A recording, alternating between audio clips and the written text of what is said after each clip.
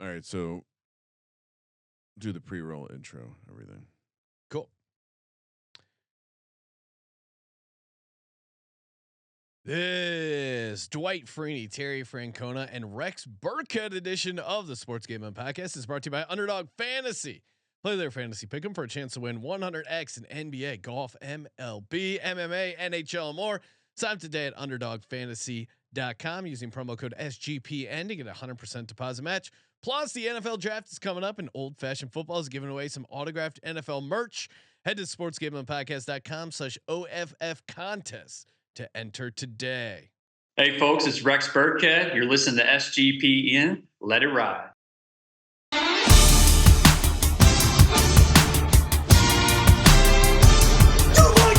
Long Cox. He's one of those guys who will get penetration.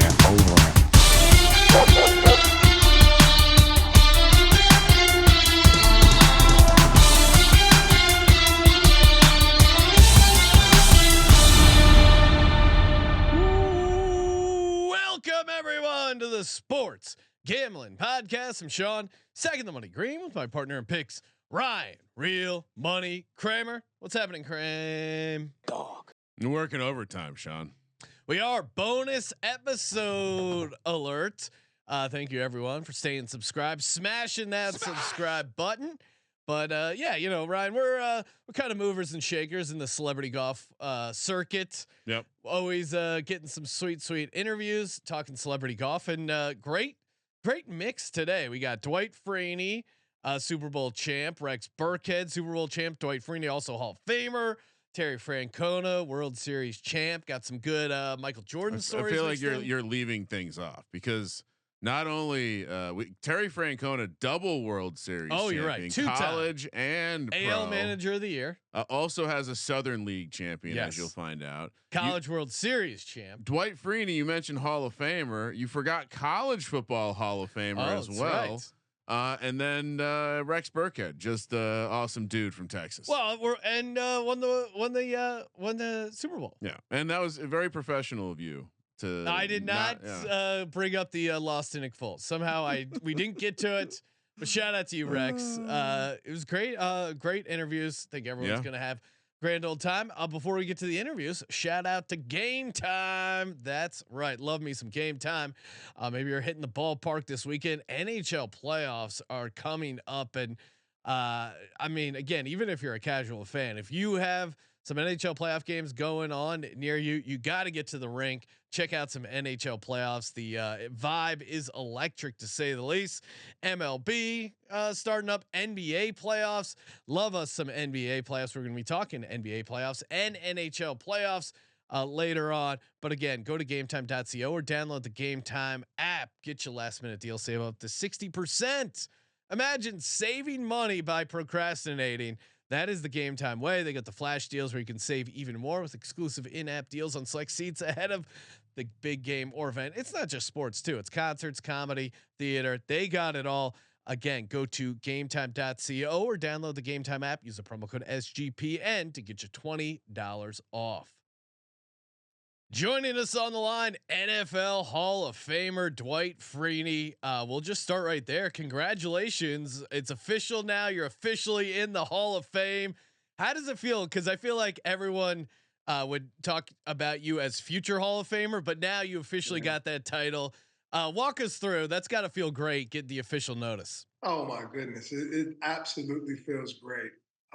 It's one of those things where, you know, you like to control things that you don't worry about things that you can control. And last year, not making it was so hard on me. It was, and the thing is, it was just kind of one of those things where I get it. There's a lot of great players. And I had the blinders on and I was trying to stay focused on everything else. Hall of Famers came up to me, Jason Taylor, Michael Strahan, all these guys said, hey, you're a shoo-in. Don't even worry about it. First ballot. Congratulations. Oh, no. So when I didn't make it, I was absolutely rushed. I was just like, oh, what did I do to deserve this? And then the second year, I promise you, this year, I did not know who was a semifinalist, a finalist. I barely realized it was time for that to happen if it wasn't for a few interviews that I did. And obviously, when they told me, I mean, I don't care like how much you try to prepare for that feeling or that moment, but you get rushed with emotion, and it's just like you can't even believe that you're a Hall of Famer. No, I mean it's completely awesome as just as someone who's visited the Hall of Fame. Like if you're a football fan, you go there, you walk around. It has like a spiritual feeling when you're walking around those rooms with those statues. I don't know, like I was feeling something. I'm just a guy who's watched the game. I can only imagine someone whose entire life it was. I gotta know though, do you talk to the guy making the bust? Are you able to give him some tips on like, hey, make sure my chin goes this way? Like, do you talk to him? Cause you want to make sure they get that right. Just don't mess it up. No, yeah. it's no, actually he's a great guy. Ben, I'm actually going to see him on Monday. I'm flying out to Utah, and they have all this crazy, 39 points on your face, with like they do all types of measurements. So I'm gonna go out there, make sure they got it right. Try to still figure out what my expression is gonna be. Yeah. Because, it was one of those things where, like, okay, I'm on the smile, you look mean, right? You only have two. But when you go into that Hall of Fame bus room, the one that you're probably referring to, and you see all of the heads, and you sit there and you're like, there is so many different expressions. And now I walked out of that room completely confused. So I got to figure out what I'm going to do. Because I guess about 3 days here. It's so funny. I never thought of that. Cause if you have like a big smile, it's one thing, but then you're a badass pass rusher. Do you go mean face? Exactly. Like, what do you do? It's one of those things where it's different when you're taking a picture. Yeah. You take a picture, you got a million other pictures that's going to follow it. Yeah. You don't have to worry about this one. When I'm gone, dead and gone, this thing is going to be sitting there. And I got to make sure that it looks right. So whenever that kid or whoever walks in, it's looking the way that it's supposed to look. It's literally in stone. And honestly, the problem for dudes is most guys, they accessorize their pictures with their hands. Yeah. There's a point going on. There's like there's a boxing fist. And so, I will say though, there's like Sean mentioned, there is something you do notice it, like the expression kind of captures you. And so, good luck with that, man. I'm sure whatever you choose will be right, but a lot of pressure. Yeah, pray for me. I'm trying to figure it out. No, that's going to be fun next time we're out there, seeing you officially in there with all the other NFL greats. What about, obviously you're playing in this invited celebrity classic, always got to be pretty exciting. We're always rooting for people. I'm an Eagles fan, co-host is a Giants fan. We're always rooting for people to knock off Tony Romo, who seemingly kind of owns these things. Are you going to be the one, Dwight, to maybe take down Tony Romo in this year's tournament?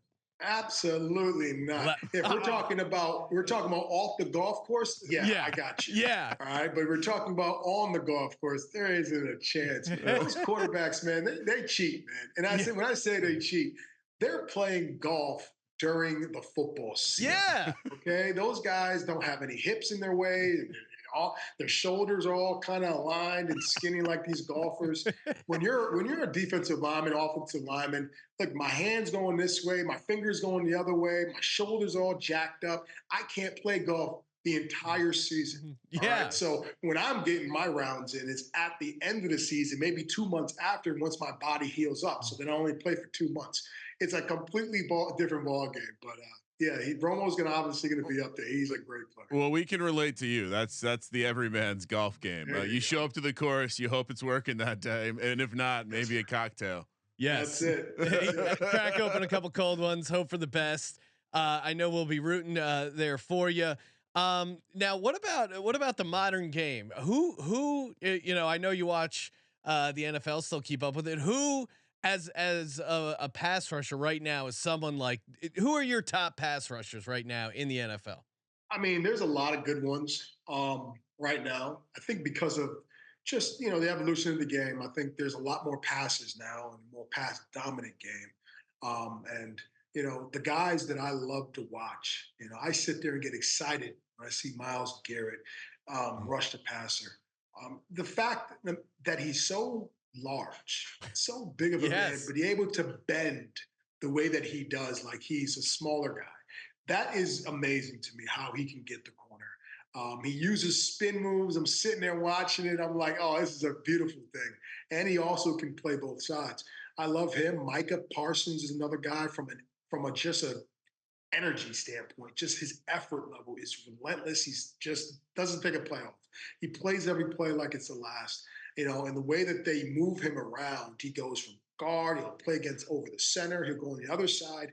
That's not easy to do. It's like, people don't understand when you play different sides, it's like if you're a right-handed writer, trying to write with your left hand. It just doesn't, I can make it out, but it won't be the same. Some of these guys do a great job of playing both.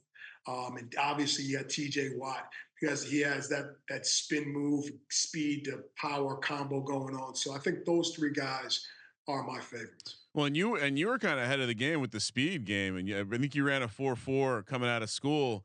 But going back into college, I was at Virginia Tech when we were both part of the Big East back in the day.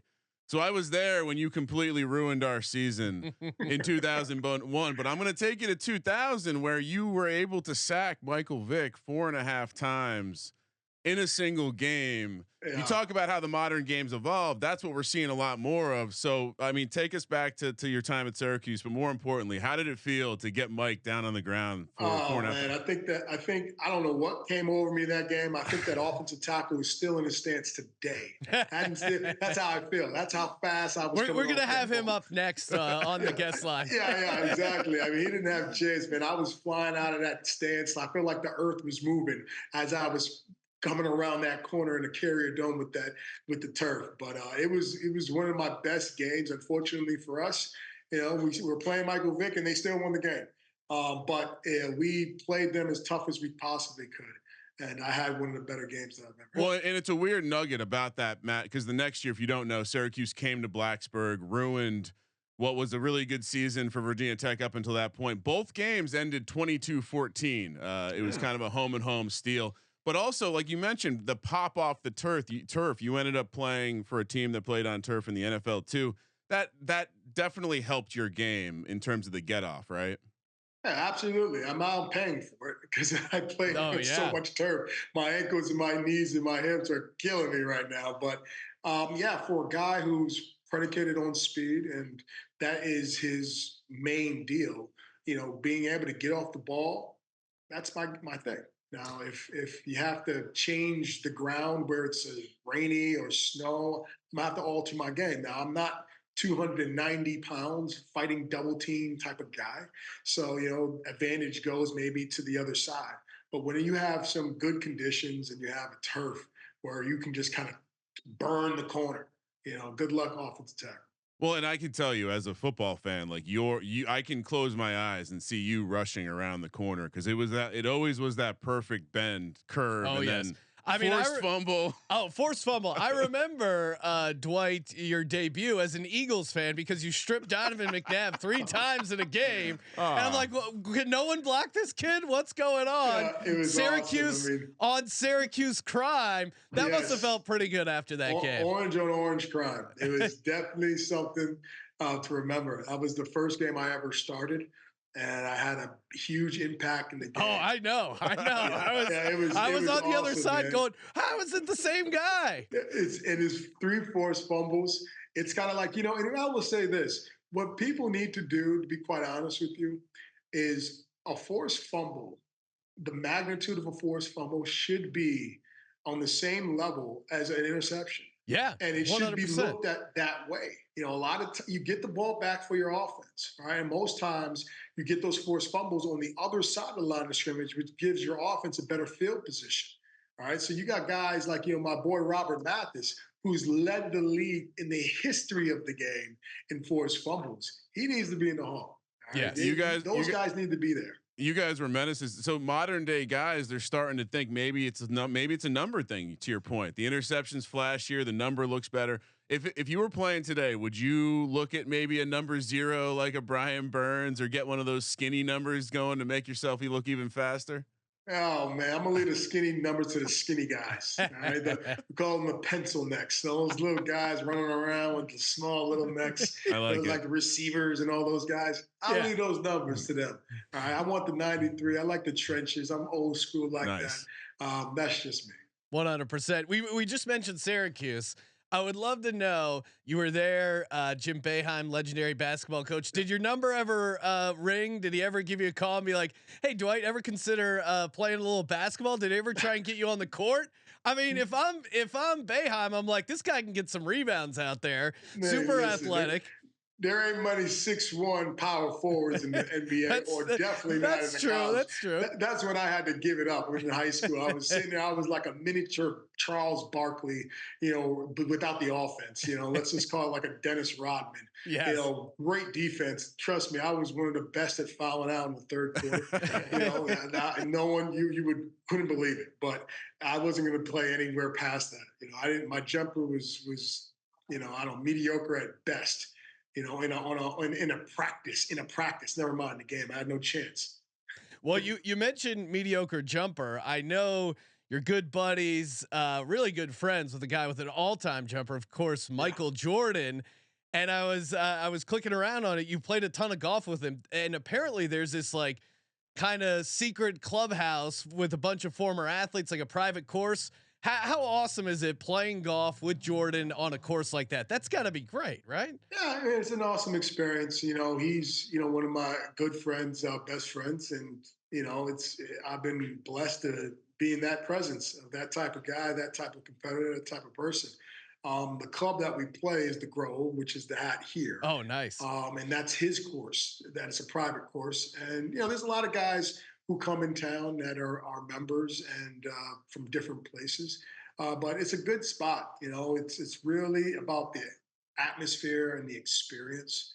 It's just, hey, just only rule there is just play fast. Don't be a jerk. That's about it. Yeah, Ryan, if we ever get invited, I'm going to be playing incredibly fast on that course. I'm not going to be spending a lot of time looking for my ball. And I'm going to accept every bet that's offered to me. Yes. If Jordan wants to play, whatever. Whatever it is, we've had double or nothing done. We've had Jim McMahon on who was saying like, yeah, Jordan wanted to play for a lot of money, and he's like, hey, I'm quarterback of the Bears, but I'm not Jordan money. Does what kind of, you guys get a little side action playing? Well, me and him, thank God for me, we're partners 99% of the time. Oh, okay. So I don't have to deal with the wrath of the betting from that perspective. I'm riding the horse. Well, that's great too, because there's nothing better than playing with a partner who is just relentlessly getting in the other team's head with bigger bets on each hole. That's beautiful. Well, and even just golfing, I gotta imagine there's some intimidation of like, hey, I'm going up against Michael Jordan. I was reading that you played with Lawrence Taylor, and I know. Ryan, a Giants fan, I certainly admire Lawrence Taylor. That's got to be a lot of pressure, just even playing with a guy like LT on the golf course. Kidding me? It was terrifying. The first time I ever played with LT was in 2003 at Michael Jordan's Invitational golf event.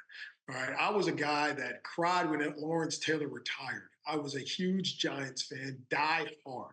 So the very first time I meet my idol in football, my football idol is on a golf course where I can barely hit the ball normally on normal conditions. Now I'm sitting there at Michael Jordan's Invitational with people in the stands. You got thousands watching on TV, and I'm meeting Lawrence Taylor for the first time. I had no chance. I think the first swing, the ball went about I did like a trick shot. It was like the ball on the driver went like 3 feet. Oh, no. How do you hit a ball off a tee 3 feet? It's just, he just looked at me, shook his head, and that round, and he was my partner. So he had to rely on me.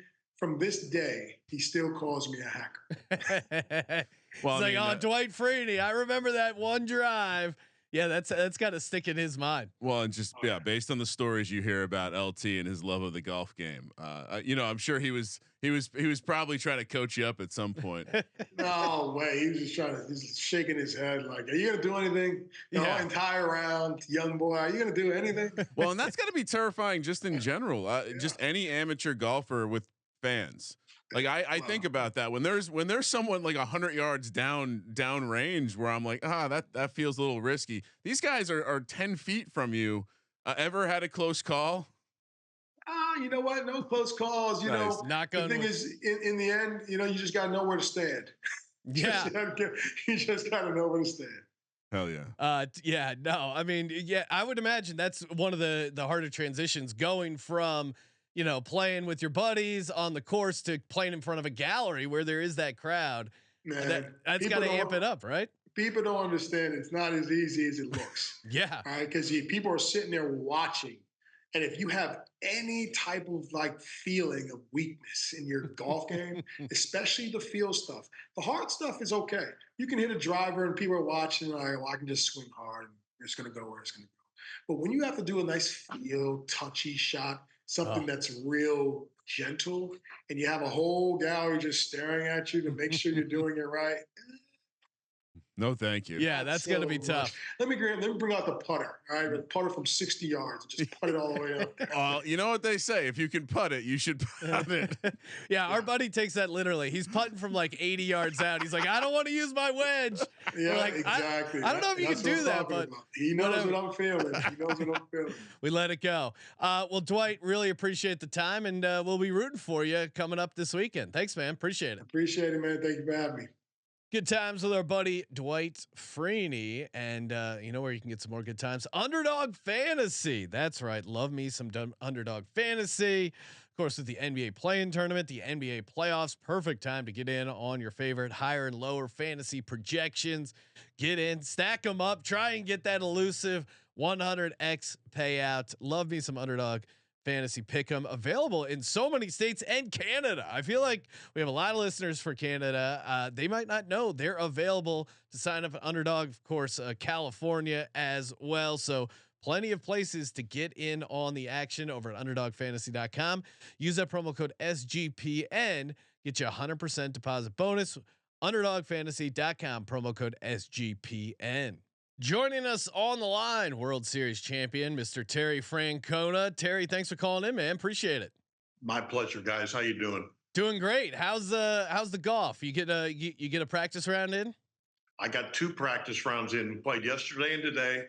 My golf game is below average, and that's probably being a little bit kind.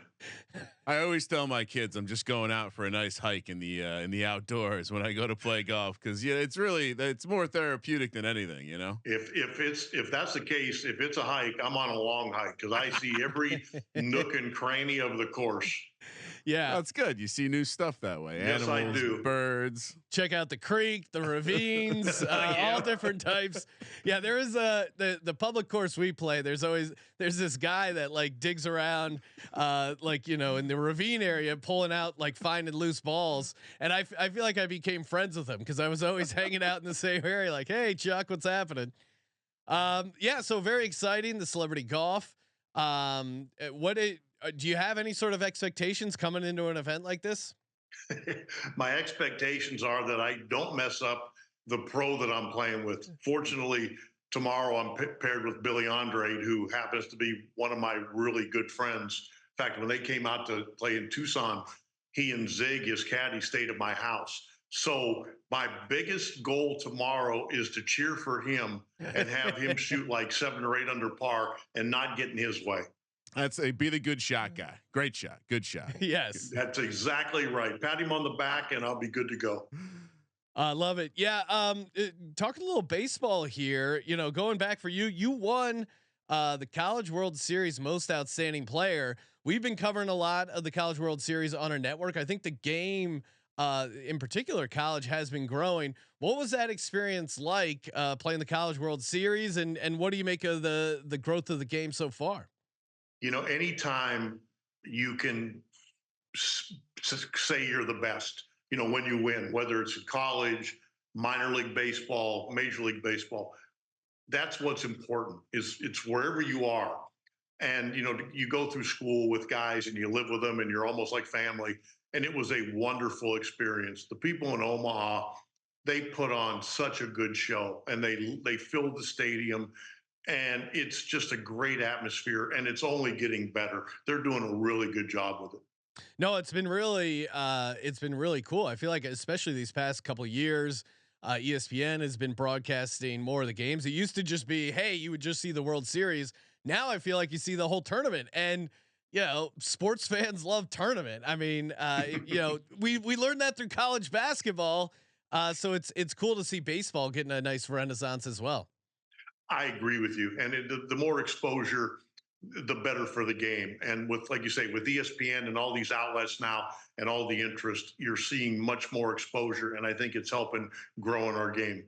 Well, and college has that built-in fanatic where there's these huge fan bases that the second you feed them baseball as the third option after football and basketball, suddenly they're very interested. And then you tell them there's this crazy event that happens in Omaha where people bring their campers and their RVs and they just hang out for a couple weeks and watch baseball. I mean, it feels like the kind of thing that can fill this void in the summer. And if you're anything like the University of Arizona, where the stadium now is off campus, so they can serve beer. Which come on, bring probably an extra 1,000 people to the games. Yeah, I mean, like need a couple of refreshments there for sure. So you mentioned just the thrill of winning a championship at any level. Sean mentioned the World Series. We just talked about the College World Series, but fewer know that you were a Southern League champion in 1993. The year before Michael Jordan joined your Birmingham AA team, and what was that experience like? Just winning a championship at the lower level like that, it kind of brought you a bunch of notoriety, and then to have Michael Jordan then join the team the next year, must have been a crazy roller coaster. Yeah, you're not kidding. Like I was telling you, wherever you are, when you win, that's what's important. And I enjoyed AA, college, Boston Red Sox, all the same. The money was a little bit better in Boston, but the enjoyment, the fulfillment is always the same, and it's wonderful. When MJ came there, my life changed dramatically, and I didn't know it at the time because I was just trying to survive. But it was such a good learning experience, and Michael was so good. He was so respectful with the game and with the people in the game that it made it really easy to be patient with him because he hadn't been around the game that much and he had a lot to learn, but he enjoyed learning. He was like a big sponge and he just made it easy to be patient.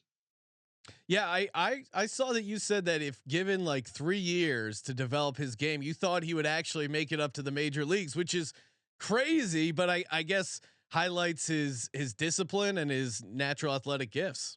Well, and I'll take it a step further. I learned quickly that when you tell Michael no, he's going to find a way to make the answer be yes.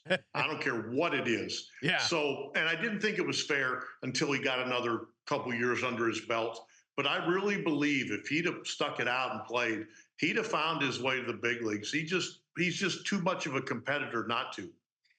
No, I mean, it almost must have felt like you guys were a band on tour with these like just larger than average crowds and just, these guys playing AA ball, all of a sudden getting a ton more exposure and maybe helping accelerate their maturity and helping them be a better ball player. You know what? I actually agree with that. I think it was kind of fashionable to kind of say, Michael's taking somebody's spot and, he shouldn't be. And it's anything but that. I mean, guys were getting more exposure than they ever did. We were playing in front of packed houses every night. It was like like you said, it was like a traveling circus. I mean, everywhere we went, it was like Nightline or Ted Koppel, or it was unbelievable, but it wasn't boring. So one has to ask, did you ever find yourself on the bus late night with some of those dice games that have been rumored to take place? We played every game imaginable, and it was always for money. But you got to remember now, I mean, I was a AA manager. I think I was making $28,000 that year and had 4 kids. So not a lot of bankroll wasn't pretty big then. We weren't probably playing for the same stakes as he played with some other people, but it was still fun. Yeah, little different stakes when you're playing with Charles Barkley, and then you go down to the AA minor league baseball. Probably different. Just highlights how much he loved it. Yeah, the stakes didn't matter. I mean, you saw it on the documentary. He's playing like quarters with the security guard, and he's getting fired up, and the security guard's talking smack. Like just the competitive spirit of that guy. It's unbelievable. Awesome. I've never seen. I mean, if you're playing in ping pong, he wanted to beat your brains out. It didn't matter. That's just the way he was wired. Yeah, no, I mean that must have been an awesome experience. And your experience as a major league manager too. Like you managed in 3 of the like kind of most diehard sports towns in Philadelphia, Boston, and then Cleveland. What were those? How would you kind of compare those 3 cities? Because all 3 like live and die by their sports teams. All probably tons of pressure, big expectations. Very blue collar. Yeah, blue collar, kind of just similar Northeast vibe. I mean, Cleveland, I guess Midwest. But how are they similar? How are they different? I've tried to explain to people. In Philadelphia, we weren't very good. And it's not an easy place to not be very good. Oh, I know. Sorry, Terry. And man, they love their team, but you better throw strike one or they're going to let you hear about it. In Boston, I've never seen a place where the fans know every player. Like a kid will get called up from AAA, and the majority of the people at the game already know who that kid is, which is kind of amazing. And then in Cleveland, you're right. It was very Midwest. I actually loved it. I lived 2 blocks from the ballpark. I'd ride a little moped to the ballpark.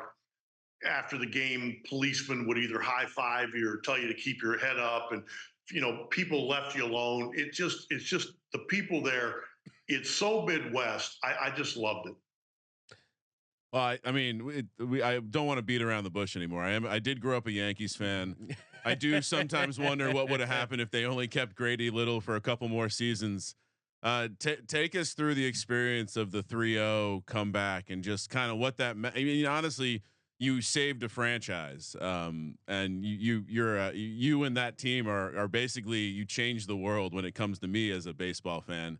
So what was that like? And and then following through with like a kind of easy championship. Well, it's probably fortunate for me that we did win, or shoot, you'd probably be sitting here talking to Bobby Valentine now instead of myself. You know what? The last 4 days were probably the 4 funnest baseball days of my life. And I didn't wait for it to be over to say that. I enjoyed every minute of those games. I mean, I loved our guys. We had dug ourselves a hole. And yeah, I was worried that, if we make a mistake, we're going to go home. But it was just that group. I'm so fond of those guys. And when they got it going, man, they could play baseball. And it was, like I said, it was the 4 funnest days of my baseball life. Yeah, I mean, in some ways, did you feel almost like the pressure was off? The fact that you were down 0-3 and everyone wrote you off. Did you feel that at all? No, not really, because if you remember in Game 3, I think we lost by like 2 touchdowns. Yeah, that was what was like 16. Back before they had redone Fenway, you had to take a golf cart up to the media availability after the game, and I was getting pelted with stuff. I was in a golf cart, and man, people were throwing stuff at me and yelling insults, and and then shoot, a week later, and you could run for mayor. So it's kind of weird how it works. But no, it was a little rough there. It was rough going for a couple days. You also, besides getting to manage some of these storied franchises, also got to manage some all-time characters in the world of baseball. I mean, when I say the phrase "Manny being Manny," what stories kind of come to mind? Well, probably most of them I can't tell you unless this is really a cable affiliate, because feel free to cut loose. We're not a sensitive bunch here. I try so hard to explain to people about Manny. He can be extremely endearing, and his teammates loved him most of the time. But when you're in charge of a team and you're, like you say, you're in charge of getting people where they're supposed to be and when they're supposed to be, he could give you a headache sometimes. And it's easy to laugh now because it's over, but at times it was difficult. But I'm going to tell you something. When he was in the batter's box, he was as good as anybody. Yeah. I would say again, as a Yankees fan, there is no one more terrifying than Manny. Even Ortiz or any Pedroia, any of them. He's just so smooth. Always kind of had that confidence and swagger where he like didn't hear the crowd and was going to do something with the ball. Sticking with that team though, I mean, David Ortiz, gregarious personality, has had great success with some of the TV stuff, but Pedro Martinez, I mean, he seems like he was the absolute, in some ways, opposite of Manny Ramirez. And we talked about Jordan. It seems like Pedro had a little of that obsessive kind of determination. What was it like to manage him and watch? I don't know, one of the greatest pitchers kind of operate in his peak. I think Pedro always had a little bit of a chip on his shoulder because I think from an early age, a lot of people had told me he wasn't big enough. He wouldn't last. Well, that was certainly wrong. He had a photographic memory. He had long fingers. He could manipulate the baseball. I guarantee if you told him one game, hey, come make up a new pitch, he could do it. I mean, that's just the touch and the feel he had. It was incredible. Yeah, I'm great. I sometimes wonder if only Grady Little didn't get fired and Terry didn't get the job. Yeah, great. What if Terry been a manager again for a storied career here? Is there a player that you think kind of flew under the radar that you, as a guy who got to see him day in day out, really appreciated that maybe fans have overlooked over the years?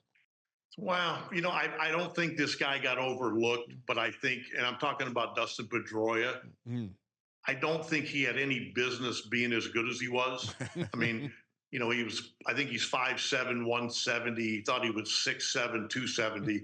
He's an MVP, a rookie of the year. He kind of willed himself to be the kind of player he is. And I used to look at his body and think, I don't know if he can do it. And then he'd go out there and he'd be the best player on the field. And when the game was at its most important period, that's when he was the best player. It was unbelievable. All that grit kind of ended up in a good city for him to be representative. Yes, I agree.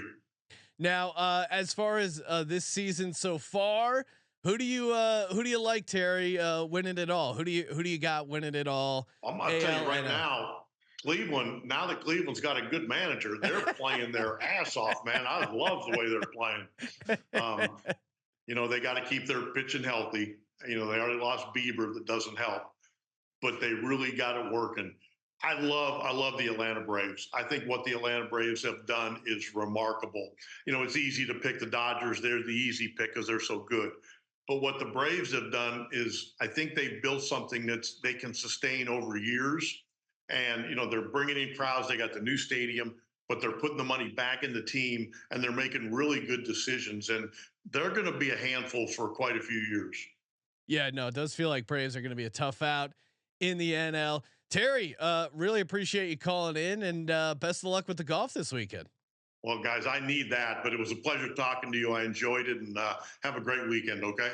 Good times with our new buddy, Terry Francona, and a couple words from Unified. Whether you're a world-class athlete or a podcaster like me, we all understand the importance of mental and physical well-being, proper recovery for top-notch performance. Again, NBA playoffs, NHL playoffs. You're going to need that top-notch performance, quick turnaround there. They could use some Unified Healing. Unified Healing is sponsoring this episode. Unified Healing, Brian, probably great for your golf game to get out there. You're sweating in that heat, feeling tired, feeling achy. Unified Healing is a new and super innovative global network of wellness centers powered by Energy Enhancement System, or EE System. If you haven't heard of EE System yet, you'll want to listen up. This technology promotes wellness, deep relaxation, purification, and rejuvenation. Whether you're here in LA or hundreds of other locations across the globe, access to a center is easy and affordable. Interested in experiencing the EE System technology for yourself? Go to unifiedhealing.com/SGPN to learn more and find a center near you. That's UNIFYDhealing.com/SGPN. No materials or testimonials on the Unified Healing website are intended to be viewed as medical advice or a substitute for professional medical advice, diagnosis, or treatment. Always seek the advice of your physician or other qualified healthcare provider with any questions you may have regarding a medical condition or treatment and before undertaking a new healthcare regimen, including system. Joining us on the line, Super Bowl champion Rex Burkhead. Rex, I see you rocking the Nebraska golf polo. How do you feel about your Cornhuskers going into year 2 of the Matt Rhule era? Yeah, I'm excited. I'm hopeful. I think he's got them going in the right direction. I know he's working his tail off, brought in a big time recruit at quarterback. So I think some others should follow. And, I'm hopeful for him. And we'll see what happens. But I know the state of Nebraska is excited. And, the Nebraska polo, of course, my guy, Larry, the cable guy here as well. So had to represent. Yeah. Got to ask, because we heard Matt Rhule talk about the cost of the modern college quarterback. Did you help pony up for the old Nebraska? Yeah, you chipping in for the quarterback? I would say I'm not a part of that at all. I wish I could say it, but no, it's cool to see him there. It just gets the state excited, the football team excited, and like I said, hopefully some other big time players come around. Well, if you talk to Matt Rhule, we do have Larry the Cable Guy's email, cell phone. So if he's looking to get some NIL donations, we can send that Matt Rhule's way. I saw you playing around with Larry, who's been on the show, friend of the program, and John Daly. I mean, that must have been a great grouping. What was it like playing with a golf legend like John Daly? Yeah, well, we actually didn't get to play together. We just got to see each other right before. I played the morning, they played the afternoon.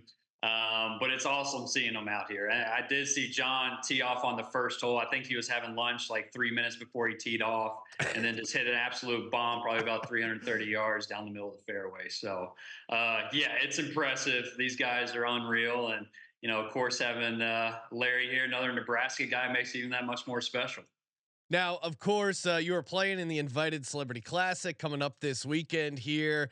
How do you feel about your chances going into this tournament? You got Tony Romo, where I'm an Eagles fan. My co-host is a Giants big fan. Tony Romo hater. Yeah, so so we're always rooting for someone to dethrone Romo here.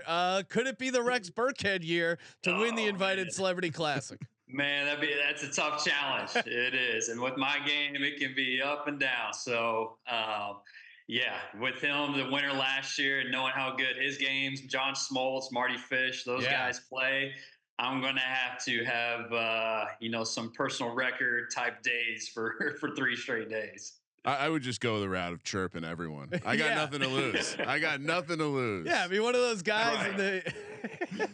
I'm locally from here, and so I got some buddies coming out, so I may have to have them follow, those other guys around, and, do it's like Gilmore get in their head, and little like Happy Gilmore. Yeah, Happy Gilmore, where he hired that guy to heckle Happy the entire time. Well, and Ryan, maybe it's not too late. We get a ticket down to Dallas. Let's go. Rex, kicks us a couple bucks. We heckle Tony. We would heckle Tony for free.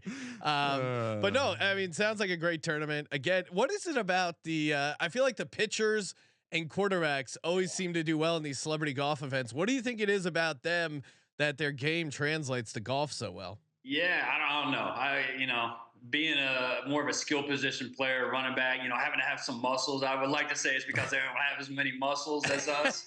But also I know the pitchers, they pitch sometimes once a week and they're able to go play some golf, even during the season. So that helps their game out a little bit. And then the quarterbacks, for whatever reason, I don't know if it's because they get invited to all these big time tournaments. I mean, they're just good. They are. And usually the kickers, I play with Steve Gostkowski in New England. Yeah, kickers too. Yeah. Yeah, Kaimi Fairbairn and Houston. They're both, excellent golfers. And so I don't know what it is. I just like to say it's because they're not as muscly bound as us. And, that's my excuse. Yeah, they're not in the weight room like Rex.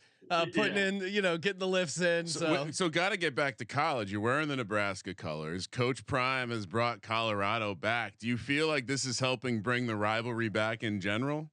Yeah, no, absolutely. Having a big time name there, I miss those days. I did 2 years in the Big 12, 2 years in the Big 10. And so I do miss that Nebraska-Colorado rivalry. And, now that he's there, it's kind of bringing it back. And of course, Matt Rhule, being a big time coach coming in, and, both teams, I feel like probably on the rise, and it should make that game even more exciting.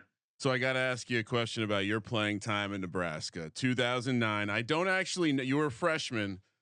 You traveled to Blacksburg, Virginia, to take on the Hokies. Tyrod led the offense on an amazing comeback at the end of the game against Ndamukong Suh. How did that experience? How did the Blacksburg Lane Stadium crowd rank in terms of your away games? Because you played in a lot of big time places, Ohio State, to name a few. How did Blacksburg rank? Man, it's up there. And honestly, that was my first like away game, big time experience at a huge program. And I remember, opening kickoff, they got the hard rock music, people banging on the side, and it was loud as can be. And it was a great game. I remember getting a kick return at the end of the game. I'm like, I'm going to be the difference maker, take this one back. I got up about 20 yards and just got smacked. I was a freshman, big eyed and, just trying to do the best I could, but it's definitely up there in playing experiences for sure. And that was a bit of the heyday for the running back position out there in Nebraska. You kind of took the baton from Roy Halou. You handed it off to Abdullah after that. It just seems like, hopefully Matt Rhule can get it back because Nebraska football back then was real grinded out, nasty football. You mentioned the kick return. What do you make of the new NFL kick return rule?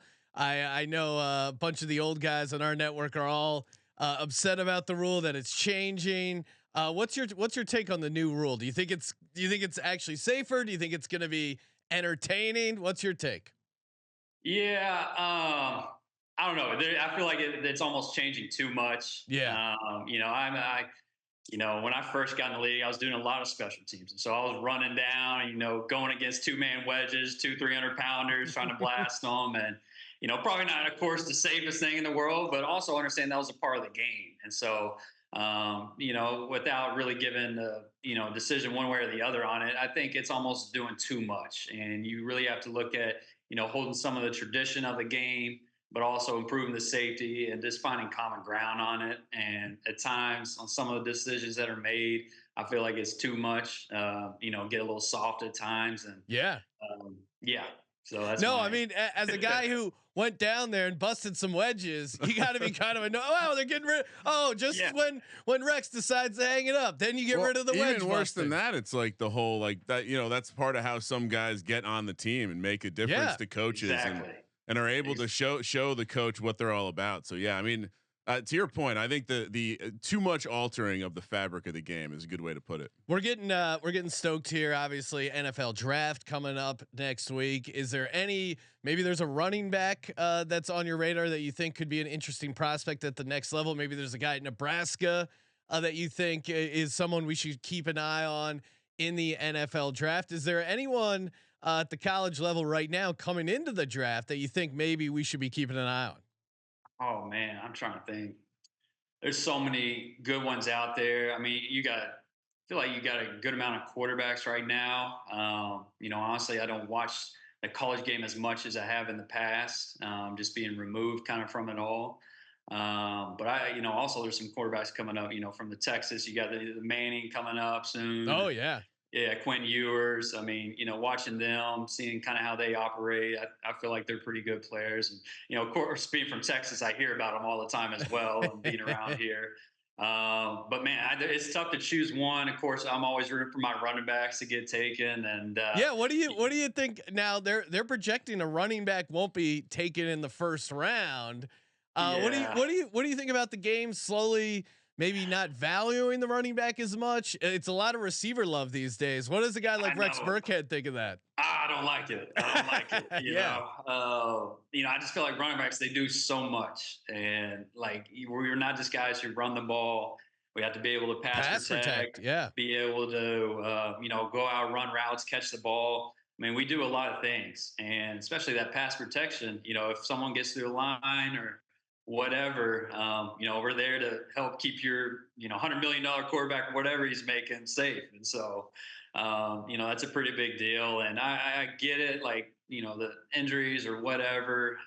But at the same time, we're kind of the one position where productivity hurts us and your age hurts us. And so I always have love in my heart for running backs, and I'm always going to fight for them.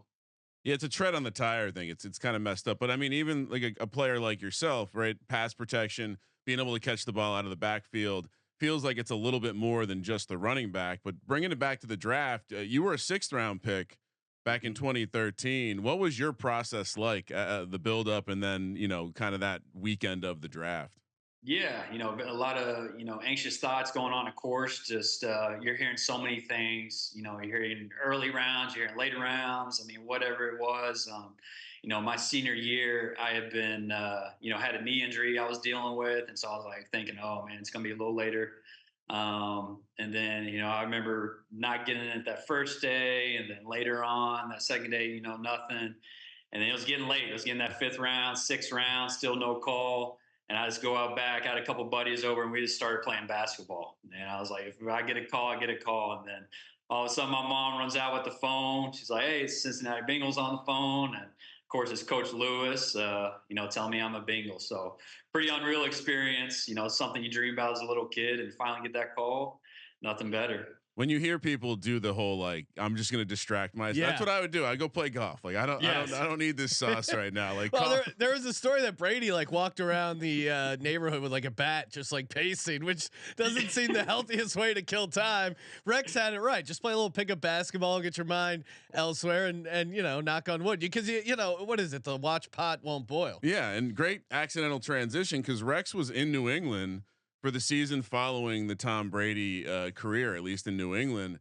Cam Newton coming in, all that. What was it like to be there for that kind of changing of the guard? Yeah, it was different. I mean, a lot of things happened. Of course, we had the COVID, going on too, and so we didn't have spring OTAs or anything, and so it was all virtual. And Cam was awesome though. I really enjoyed him as a teammate. Such a hard worker, great guy to be able to compete with and go to work with every day. And it was tough because he came in not having OTAs to be able to throw to your receivers or learn the playbook really how you should, and then finally get together in training camp. And as a quarterback, learning the New England playbook, it's not easy. And so he really did a good job just studying up as much as he could and learn as quick as possible. So it was different not having Tom around, of course. He's an unbelievable player, best quarterback to ever play the game, and that was a great experience. But yeah, it was different for sure. Yeah, I couldn't. I mean, most of us would just want to be that person in the room to watch Bill and Cam have a conversation because it just seems like the dichotomy of energy is just unbelievable. Now, obviously, you won the Super Bowl, your Super Bowl ring with the Patriots there, 2018 season, 13-3 win against the Rams. What have you? Now they just made a documentary about the Patriots. Have you had a chance to watch it? Are you interested in checking it out? I've watched it. It's kind of cool to see the backstory behind it all. I also feel like there's some, seasons and stuff, kind of missed out on it or whatever. But to see some highlights throughout the years was pretty neat. But like I said, I feel like there's some things missing too and experiences. But it's kind of weird, being one who was actually there when, some of the years there, kind of later in the dynasty. But yeah, I mean, I'm just grateful for my experience there. Couldn't ask for a better 4 years. Being able to play in a couple Super Bowls was unbelievable, and just being surrounded, by the players. Coach Belichick was unbelievable, and being able to learn under him was unbelievable. Yeah, do you have like everyone who played for Belichick just has positive stuff to say about him? It's I guess interesting choice. Not enough of that maybe was featured in the documentary, but do you have like a particular Belichick story where he was coaching you up, or like a funny moment? What, like, is there one moment when you think of your time in New England with Bill Belichick that really stood out above the rest? Oh man, there's so many. I mean, Bill, he's just so smart. I mean, I really just coming in on Wednesday meetings and him breaking down like the opposing team. Like he knew everything about every single player, every single person in that organization. I mean, ownership, it doesn't matter. He knew it all. And then he would ask us questions. And so I just will never forget those Wednesday meetings because it made you be so prepared, because he didn't ask you. And if you didn't know the answer, you kind of feel like you let the team down, you're embarrassing yourself. And so, but just his knowledge of the game and every single person, it could be someone they just picked up that week. He knew their whole backstory, what high school they went to, if they switched positions. I mean, it was just so impressive. And like I said, grateful to, be a player, actually have that opportunity to play for him. We've heard multiple like high level coaches refer to their time with Belichick as like he continually would have to pause to make sure we could catch up. Because he was just well, that's got to be pretty intense though, because Belichick, you're just sitting there going over the game plan, but I would imagine any moment he's like, Rex, what's the blitz pickup here? Exactly. If they audible, and you're just like, all right, I got to nail this. Yes. I got to imagine that's a ton of pressure. Yeah. Oh yeah. Keeps you accountable, keeps you on your toes, but ultimately brings out the best in you. Yes. Well, Rex, appreciate the time, and good luck in the Invited Celebrity Classic. I know we'll be rooting for you, and thanks again, man. Appreciate it. I appreciate it. Thanks for having me on, guys. That'll do it for the show. Big thanks to all our guests, Dwight Freeney, Terry Francona, and Rex Burkhead. Good times, Ryan. Excellent times. I got to crowbar in my Hokies twice. It was a great day. They must be thinking like, why is this guy bringing up this random game against Virginia Tech? Like, I don't know if they could see the Hokies football above your head, but it is always great. They cannot. I mean, come on. The Dwight Freeney one, he had 4.5 sacks against Michael Vick. I know. You know what? I guarantee that most people who are listening to the episode today learned that. Well, did not know that. Learned it today. Stripped McNabb 3 times as well. Ryan, for those playing at home, you were not able to cash your Ryan Kramer interview bingo card, which had coach of youth athletes on it. Really, Ryan, you missed a chance to crowbar that in with Terry Francona. It was floating. I was waiting for an opportunity. I think part of the interview is waiting for a moment, and nothing kind of came up. Yeah, I will say coach kind of left some short answers out there. So I was, not exactly a good transition into that reminds me of my time coaching youth sports. We'll send the notes back to Terry. Yeah. Terry, next time, please set up Ryan better for his youth soccer. I was hoping for a Southern League championship into my 12U championship. We did get distracted talking about Michael Jordan. How dare us, Ryan? How dare us? Thank you as always, guys, for tuning in. Give us a follow on X @Gambling Podcast. Make sure you subscribe. YouTube.com/Sports Gambling Podcast. Thank you for participating in the Sports Gambling Podcast. For the Sports Gambling Podcast, I'm Sean, stacking the money green. He's Ryan. Play a little CeeLo with Coach Kramer. Let it ride.